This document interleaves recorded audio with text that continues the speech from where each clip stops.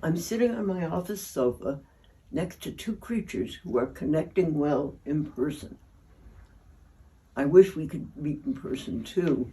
However, I'm happy for the chance to share in any form something simple I've recently added to my sessions after more than 70 years of working as a social worker and psychologist. It's a small addition my clients and I have found extremely helpful. It enables them to respond more resiliently to the present.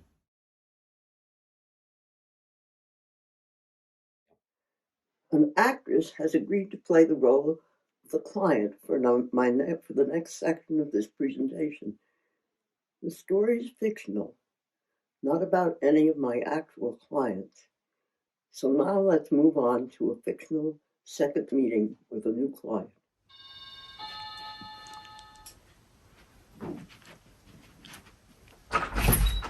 Welcome, Kristen. Hi. Come on in. Thank you. Well, thank you for doing this. Would you mind taking your shoes off? Sure. How do you feel about masks? Have you been vaccinated? Yes. And I have too, so would you be comfortable if we took them off? Yes. I could see you much better with them off. And is it okay with you if I take mine off? Mm-hmm. Thank you. So thank you for filling this out.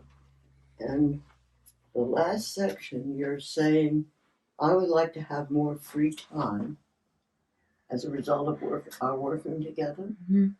And you're saying, I'd like to have a different boyfriend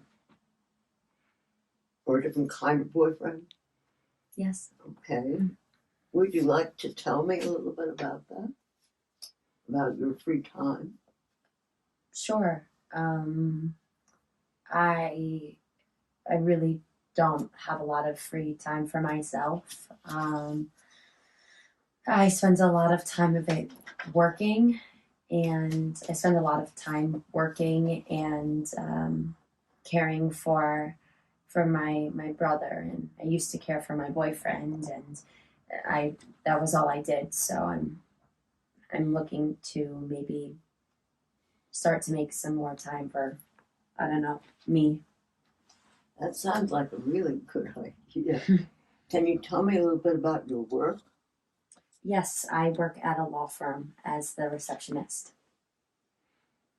And do you work standard hours? I work 9 to 5 most days, and sometimes I stay late to help some of the attorneys with the filing. That's really nice of you. Do they pay you for overtime? No. Did you ever say anything about that?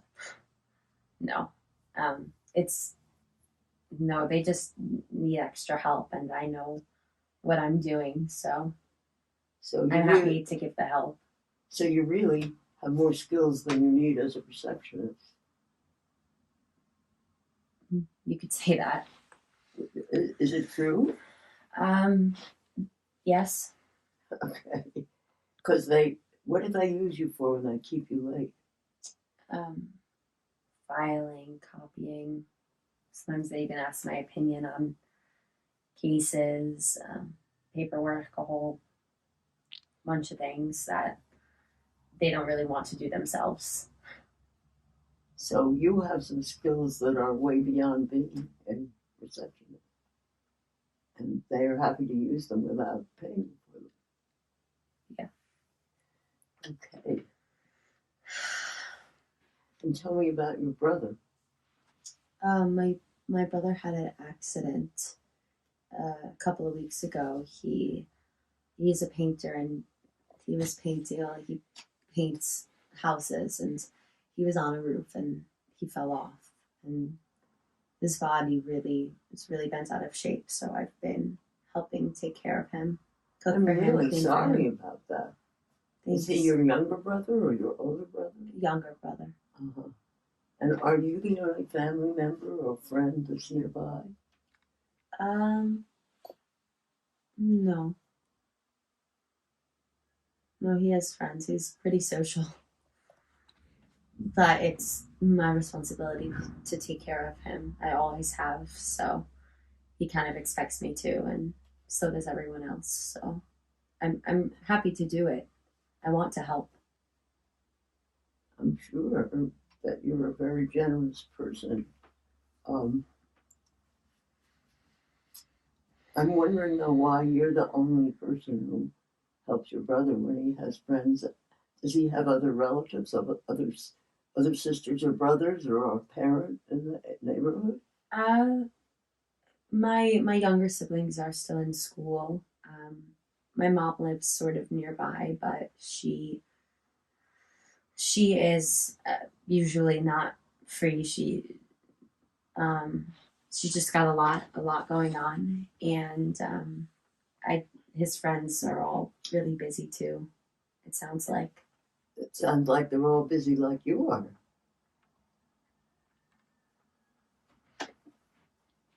So tell me a little bit about your family when you were growing up. What about them?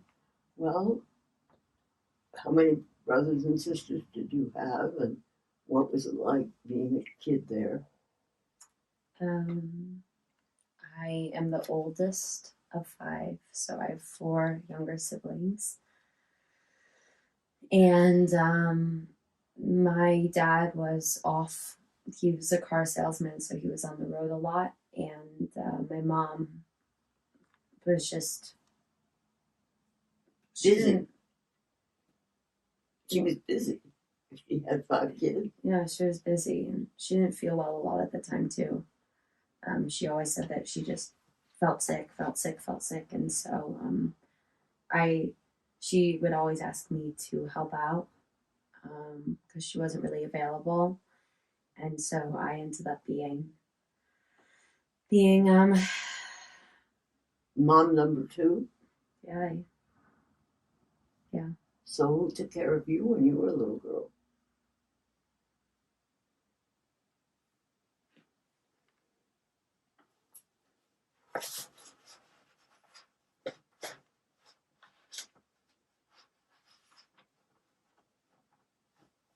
Nobody? I guess I did. Well, little kids can't take care of themselves. They want kid from two, right? Did you want care too? Can you remember what you did to try to get it? Um,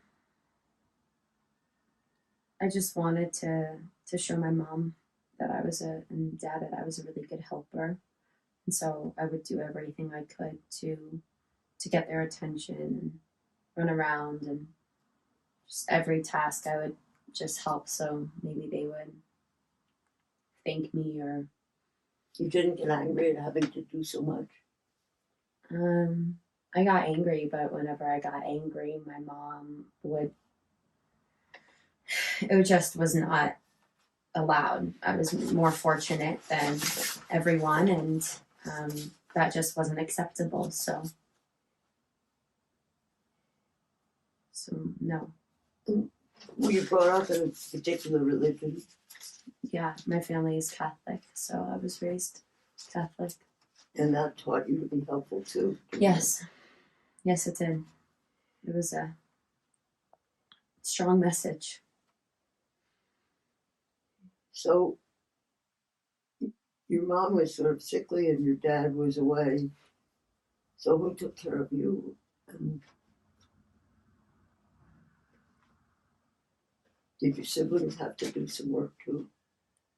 Um, yeah, but since they were younger, it was my job to look after them. So they did a little bit here and there, but they were also had a lot more freedom than I did. So that worked for you then, is that correct? What worked for me? Taking care of everybody. Yeah. And then I didn't have to think about anything. I could just be the helper.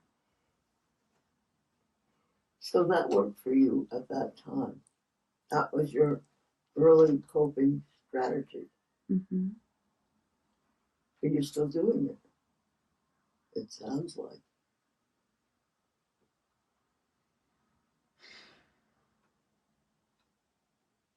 Yeah. And it isn't working that well for you now. No. How did you happen to land in my office?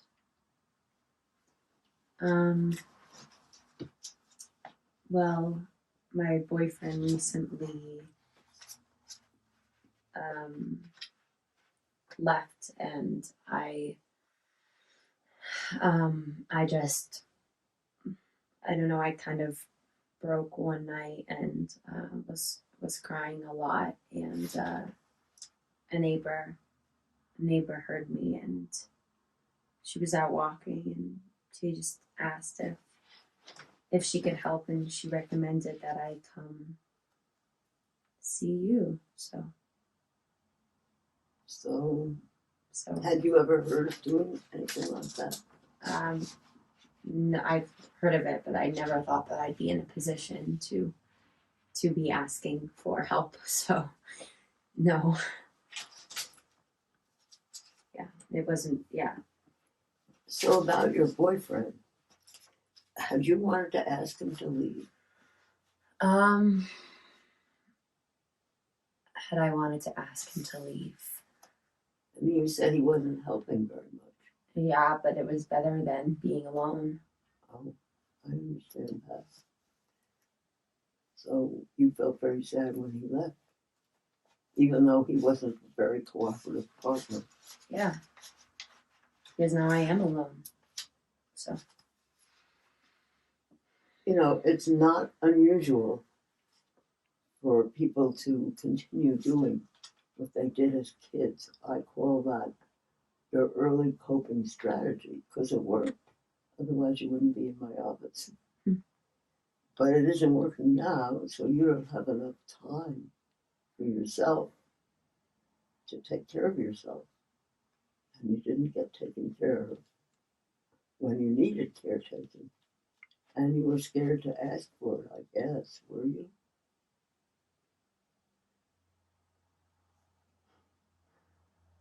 Yeah. So, what are you thinking so far about what we're talking about? That makes a lot of sense. Do you want to get more time to take care of yourself? Yeah. You know, you're not, all of us have stuff like that going on, so there's nothing especially wrong with you, except that you didn't learn how important it is to take care of yourself. You learned it was more important to take care of other people. Is that right? Yes. And how are you feeling right now as we talk about that? It's a little bit uncomfortable. And when you say uncomfortable, I want you to be really aware it's very hard to change something that kept you safe when you were little. It can make you very anxious. It's like another kind of addiction, sort of. It's almost as hard to give up as smoking or drinking. Mm. And you get very anxious when you are a smoker and you decide to give it up. So it's really important to learn how to handle the anxiety that could come up. But you don't need to make huge changes. You need to make very little ones. What do you do? How do you sleep? You sleep okay? Not lately, no. Tell me about your sleep pattern. I just can't stop thinking at night. So my body just gets really uncomfortable, and I can't really breathe. And Well, you said it's hard to something fall very asleep. important. You said breathe. What's the most important first thing to do if you get anxious? Breathe. I think so. Mhm. And lots of people think so. Do you know why? What do you get when you breathe? Oxygen. Okay. And what does that do for you? I like that sigh. That sigh means you're reaching for oxygen. Yeah. What does oxygen do for me? It opens me up. Every cell of your body needs oxygen to function. I have this thing on. So if you're anxious and you stop breathing, then you get even more anxious. Mm-hmm. Does that happen to you when you're being asked to stay late at the office?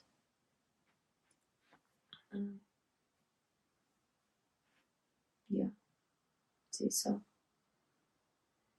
I think it's pretty uncomfortable because I know that I should be asking for more, and I'm not doing that work anymore. It's been 10 years and I'm way more than qualified. I just don't know how to ask for a raise. And I'm tired of them walking all over me, but I don't know. It's extremely scary to Sure it is. ask, and I just don't know how I can do that. Even thinking about it, just. And is that the way you felt as a little kid? Do you remember that you maybe didn't want to do all that work, but you didn't want to say anything about it?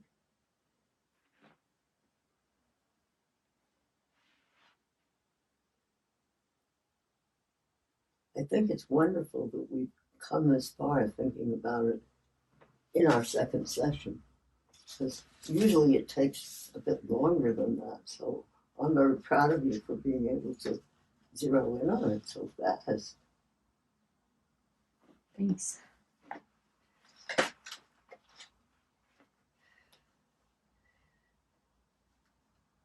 So I had this 11-year-old kid in my office one time. He was having anxiety too.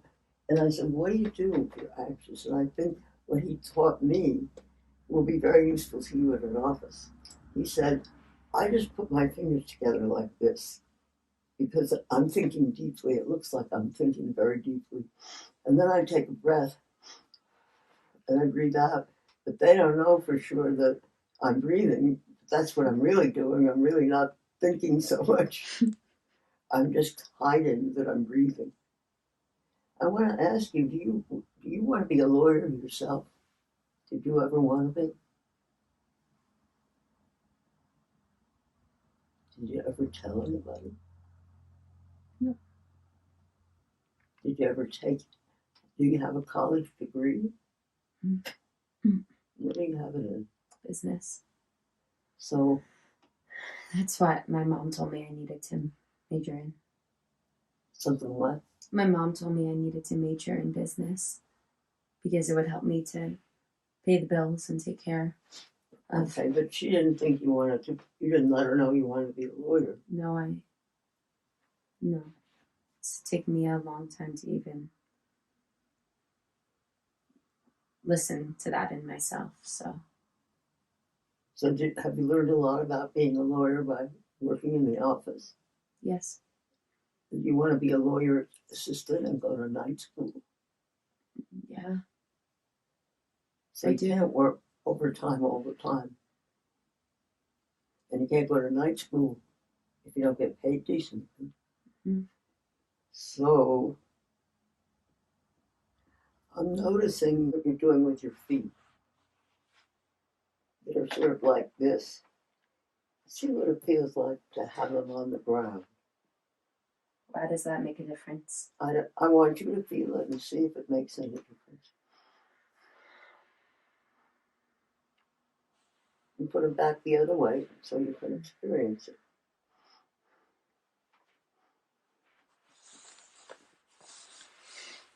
And you're kind of picking at your nails. Yeah. That's okay. It's a good way of getting rid of tension. Did you do that when you were a kid?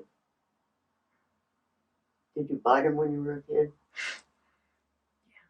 So you got it modified somewhat. I have the same problem. So it's not a terrible thing. Okay. Well, it isn't a good thing, but it does say I'm a little nervous. So how do those feet feel when they're like that? More planted. More planted. Mm-hmm. Does that feel better or less good? Feels better. Less constrictive, I guess. You know, sometimes those habits we have show up in our bodies just like they show up in our words or our actions.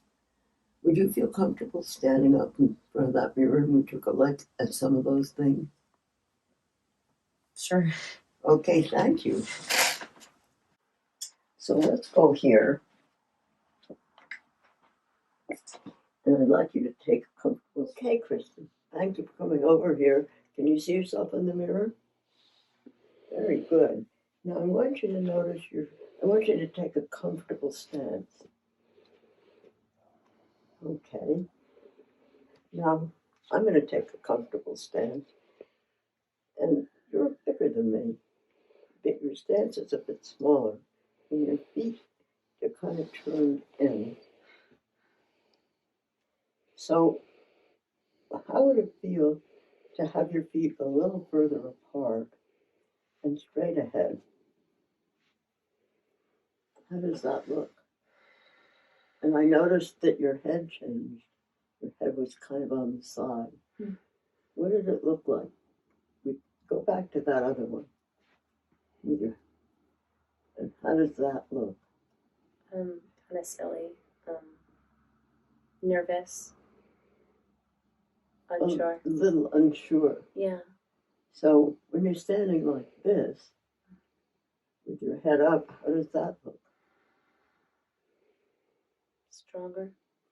Is it a little more like if you were going to ask for a raise, you would be more present if you were this way than the other way? Yeah. If you're the other way, maybe they won't take you seriously as you would like them to. Is that possible? Okay. Now, would you be comfortable pulling up your pants so I could see your knees? And are they locked or are they soft? I guess they're pretty locked. Okay. I'm going to give you a little shove, okay? Now come back and soften your knees. Not very much, but just a little bit. Can you stand your ground a little better that way? Yeah. And if you're asking for a raise, do you think it might be good as if you looked like you could stand your ground and get what you want? Okay.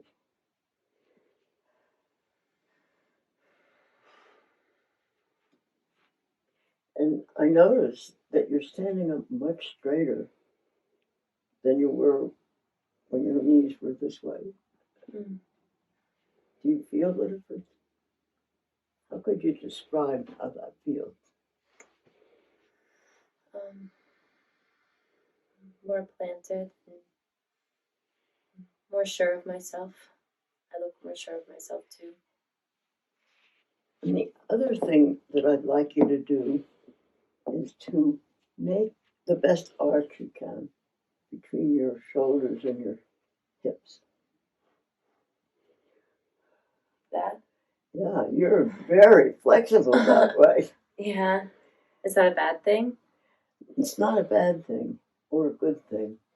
It tells me that you're able to bend with the wind more, that you are a little bit easier to manipulate. And that might be because you're a dancer. Were you a dancer once? Yeah. So we can't go by that strictly. But right, I like that pose. Go back. Right now, look at yourself in the mirror and see which one you think would be more effective. Don't go back to the other one, but you look different. Yeah, I do. How would you describe that? Confident. More confident. Yeah. Okay. Well, that's just a little introduction to how the way you are shows up in your body. So let's go on back to See, Okay. Don, you did a great job. Thank you. We did an awful lot in an early interview. I don't usually, not usually able to go that far in a second interview. How do you Thanks. feel about it so far?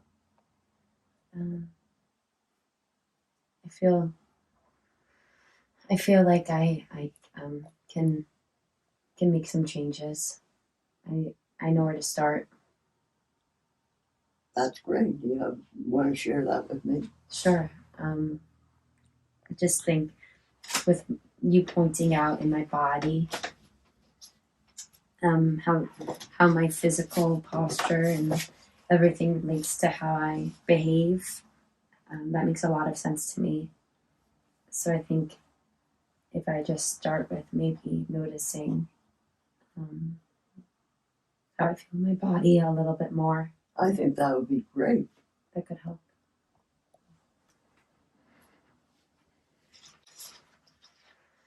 Do you have any other ideas of what I can do or what might help I me? have a lot of other ideas. Okay. Thank you for asking. The first thing is to know you're never going to change it completely. If you become a lawyer, you're still going to probably be a helpful lawyer rather than somebody who charges too much and doesn't get good results. Yeah. But so you're always going to be a helpful person, but not at so much expense.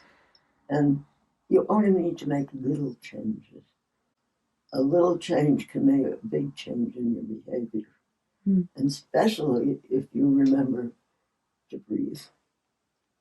And you know, everybody has a different idea about what the right way is to breathe. If you go to 5 different yoga teachers, they'll all give you a different kind of breathing to do. But the one I like the best is somebody named Dr. Breath. And the emphasis is on breathing out. Because you've got to get the carbon dioxide out in order to have space for the oxygen to come in. So he used to work with people in the hospital with emphysema, and he was so successful at that he started working with opera stars and Olympic athletes. So I have some homework for you. Is that okay? I give homework. Sure. I want you to put a sign up on your mirror in the bathroom, and it says, "What do you think?" Breathe. Yes. And then I want you to make a short list of things. I don't want you to change your behavior quite yet, unless you feel like it. But I want you to make a list of a few things you would need to do in order to get more time for yourself. Okay.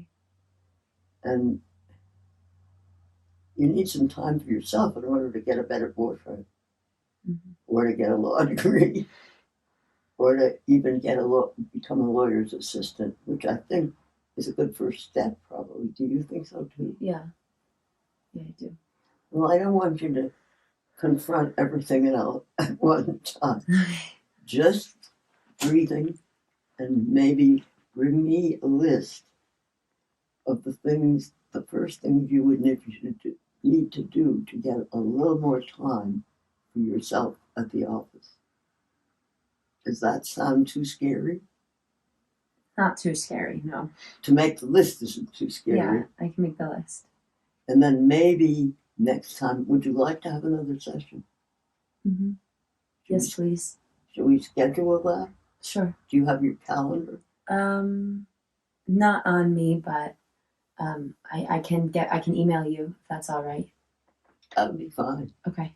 So I think next time you come, if you bring the list of things you might need to do to get more time for yourself, you may decide to pick one among them as a start. Okay.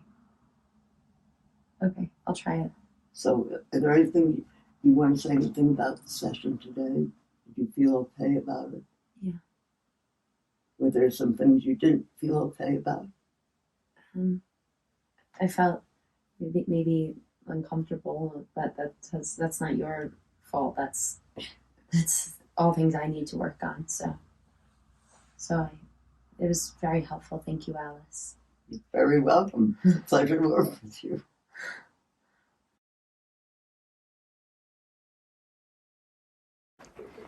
Well, something amazing happened. Julie contacted me a few weeks after she did the interview with me, and she said that the interview had changed her behavior and her posture. Tell us how.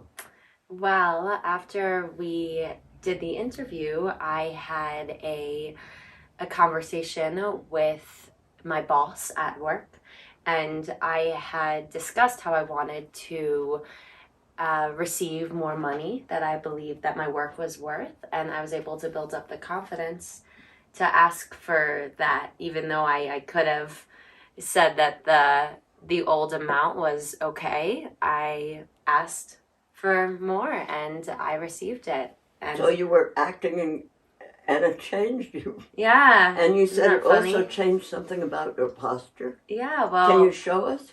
Sure. Well, when we were working in the interview, I noticed a lot of the times physical movements and physical movements I was doing as my character, I realized were more closely related with me than I had thought. So, like, I would always tilt my head and have my feet be really turned in. And while we were doing that character work, I noticed that about myself. So, ever since we worked together, I have been keeping my head straight and my feet planted and in front of me, and it's really helped me to stand my ground in social situations.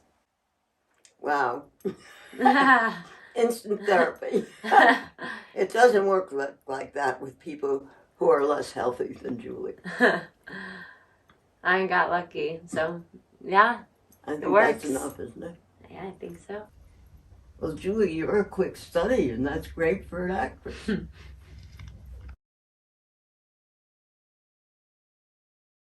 Someone needs to do the research to back up my N of 1 viewpoint.